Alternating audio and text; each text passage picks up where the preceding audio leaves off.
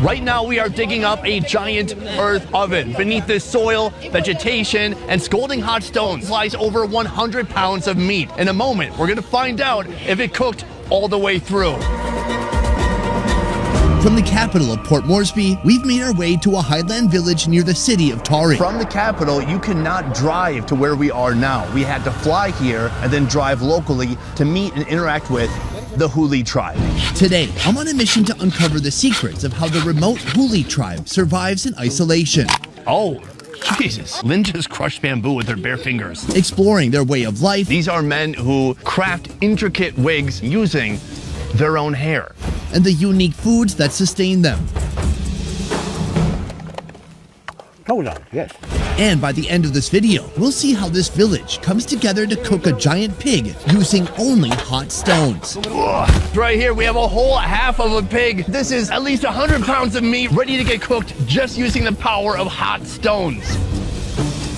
But first, breakfast. Ladies and gentlemen, introducing the Wigmen. This morning they gave me the option of cinnamon toast crunch or this for breakfast. I'm going with this. Breadfruit, or marita, is a plant of the pandan family. And the first step in preparing it for breakfast is boiling water.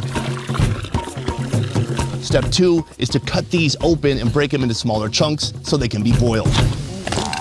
Wow, I mean, just look at this red color. It looks like the fruit is bleeding at this point. It looks so gnarly. You can see they're all equipped with this right here. This is a cassowary thigh bone. This is one of the biggest birds you will find in Papua New Guinea, and their thigh bone evidently makes a pretty good knife. Yes, thank you. So here you have a whole different perspective. The fruit, when it's split in half, you can see this red section only goes down about 3/4 of an inch. This is kind of like a corn husk in the center of the fruit, but this red bit right here, that's what we're after.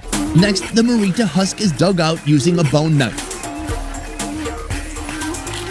But the men's teeth come in handy too. These men are members of the Huli tribe, a group of about 250,000 people, making it one of the largest indigenous populations in the country. For over 600 years, they've been dwelling in the southern highlands and Hela Province of Papua New Guinea. While breakfast is cooking, let me introduce you to the idea behind the wig men. These are men who craft intricate wigs using their own hair. Hello, sir. How are you? What's your name? Peter. Oh, I was not expecting that. Biblical name. Peter, this is your hair? Yeah. Oh my God. This is kind of unbelievable. It feels like felt when I touch it. And here's the other thing. It comes off because it's a wig. So this whole thing is created using his own hair. And you can see there's different tufts of hair on different portions of the wig. Obviously this is from a plant, but all this is matted, woven hair. How long did it take you to grow this wig? 5 years, 6 years. I have so many questions about the wigs. Everybody here has a little bit different wig, a different design. There's so much to say about this. First of all, why didn't I do this when I was in my 20s, when I had more hair? I had to get a hair transplant. Soon, I'll learn the secret behind Huli wigs. How many wigs have you made in your life? 12 times. 12 times. But right now, all hands are on deck for breakfast prep. While some men focus on boiling the marita skin, others wash the tableware made from a giant chunk of tree bark.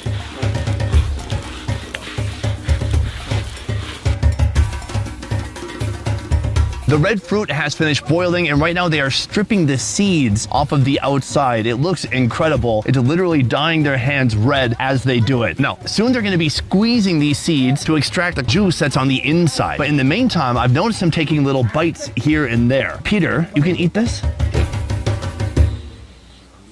Oh, he did not hesitate. So this was like the inner husk. Oh wow, my fingers are red and oily now. I can't believe how oily this feels when it touches your skin. So this is a very thin portion of the husk that was holding all the seeds. I'm gonna give it a shot. Seeds are hard. It's very crunchy. It's like a water chestnut a little bit in the way it's crispy. The flavor, I heard earlier someone say it was sweet. It doesn't really taste sweet. It just tastes really fibrous. There's not a ton of flavor to it. The kiddo here, he's going to town on it. See, parents, teaching your kids to not be picky about foods, super easy. More? Look at that smile. He loves it. The final step, squeeze the red seeds with water and salt. Around here, this is a luxurious breakfast, considering the marita season only runs from October to March. The everyday alternative is cow, a kind of sweet potato. In times of food shortages, the Huli people may resort to eating cow 3 times a day. 1, 2, Hey. Do you know why we do that? Because we are happy now for the shooting now and we are prepared. That's right, because we're happy. And also to match up the audio. This is Matthew. Today he'll help me connect with the Huli men. Though his upbringing was more modern, his ties to his Huli roots have not faded. Right here we've crafted some spoons. Yes, this is made of mareta leaf itself, and this is a temporary spoon. This is an interesting food because how it works is there's these big seeds and there's kind of a gooey gravy sauce that's developed around them because the guys were squeezing it. So now it's very viscous and thick around the seeds, but you don't actually eat the seeds. We don't. Oh, wow, that's a big bite. I took a micro bite. So I can see they're chewing on it, masticating it, and then you just spit it out. So sweet. The seeds are very hard. You have to hold the seeds. Hold on. Hold on, yes. You have to hold the seeds kind of with your teeth and suck to get all the juice, like strain it out with your mouth. And then you get that juice, which is almost more like a paste at this point. It is a little bit sweet. It almost has like a tomatoey acidity to it, but it's oily too and heavy. And what's weird is it kind of irritates my throat. It's not like it's spicy, but it has this feeling on my throat that's like, makes me want to clear my throat. Does it hurt your throat a little bit? But you like that? I like it. I want to chew more. Oh, wow. If you thought that course was peculiar, wait until you see the women's food. Is that blood? Yeah. What? Speaking of, let's talk about the ladies. Matthew, where are the ladies? Oh, they are prohibited. They are not allowed to enter men's area. It's our tradition. From the creation of their tribe, Huli men and women have been living separately, even those who are married. Events like weddings, harvests, and clan meetings bring Huli men and women together, with gatherings often centered around a giant feast, like the one we'll see later today. Soon they're gonna light a fiery pit. That's gonna heat up a bunch of stones. That's gonna eventually cook him. But even at feasts, men and women eat separately, and each with their own assigned foods. Women are not good to look at or even to talk to or even sit together and eat together. They are known as dirty creatures. Dirty creatures. Mean, smelly, Is it because they menstruate? because of menstruation. That's the main point. Boys are not able to get anything from the mother with their bare hands. And when boys grow up, they are not going to get closer to any girls or women, even their mother's house. So this tradition stays here with us today. As an outsider, I'm not bound by the tribe's rules. So soon, I'll join the women in the women's house to get their side of the story. Who do you think smells better, men or women? But I can't leave the men until I understand their wig obsession.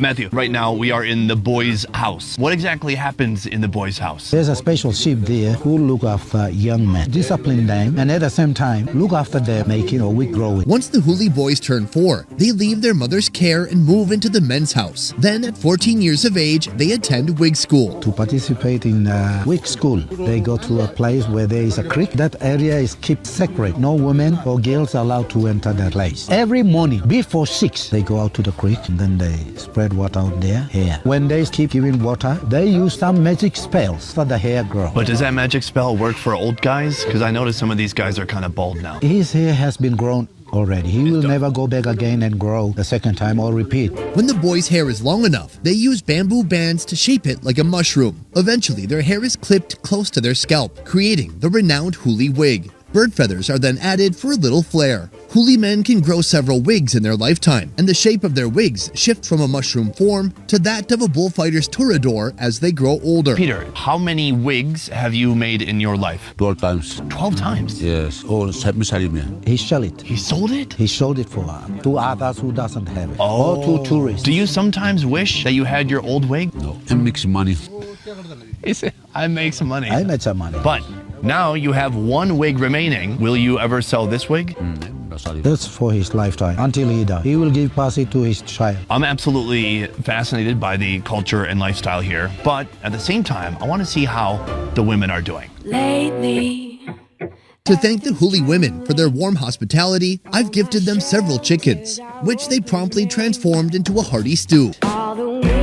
Next, they grill the chicken and its intestines over an open fire before chopping them up and adding them to a giant pot full of greens and starches. Inside that pot, we had some chicken, sweet potatoes, and a banana, some cabbage, pumpkin leaves, chocolate leaves, broccoli, carrot, onion, ginger are ingredients. That's all come from the garden. Ladies, Thank you for allowing me to join you today. This is a very special and unique moment. My understanding is that one of the big challenges for the widowed women here, as you spoke of earlier, is food. At least today, we got a lot. So I was wondering if we could join together and try some of this. They're more than happy.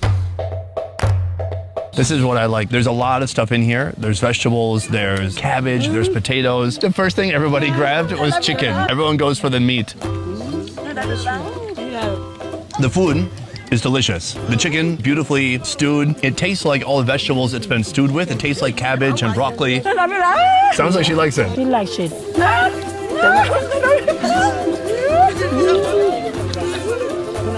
Oh, sure. Nothing brings people together more than food, except for maybe alcohol. When is the last time you ate chicken? Since husband was here. Oh my gosh. What about you?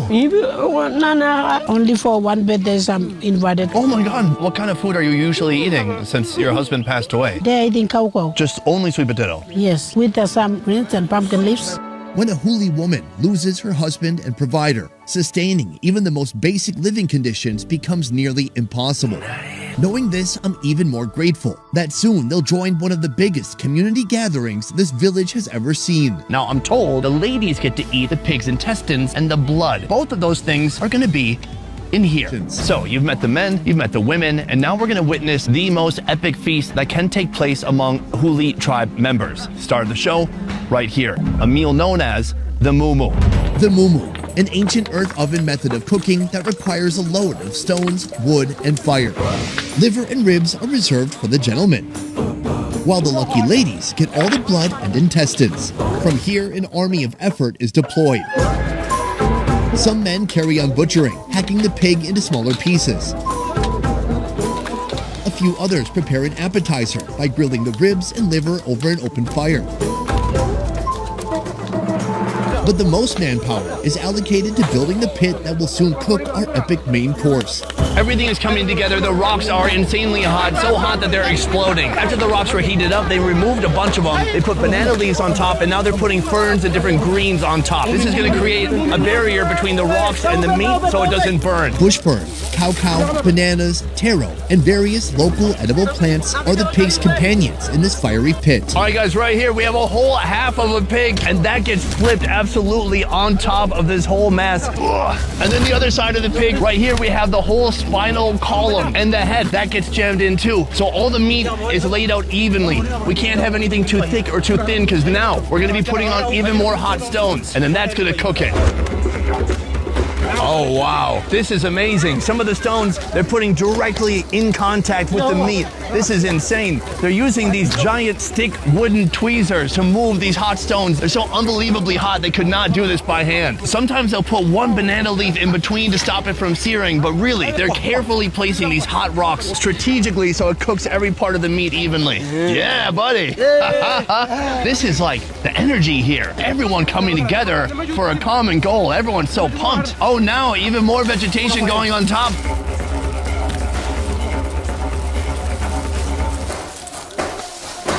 With the ingredients in place, the heat must be locked in using the weight of soil. Right now you can see there's still some steam peeking out from different holes, and they're doing their best to take the soil to cover up and plug all of those holes so all the heat is completely locked inside. So I'm told maybe an hour, 2 hours, and then we will dig this up and see what we got. Right now, our appetizer is ready.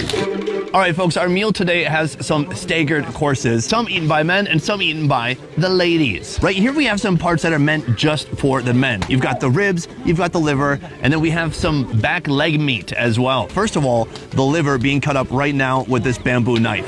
Oh boy, this liver is pretty black on the outside. This pig was a heavy drinker. I got a pretty chewy piece. You like it? It's good?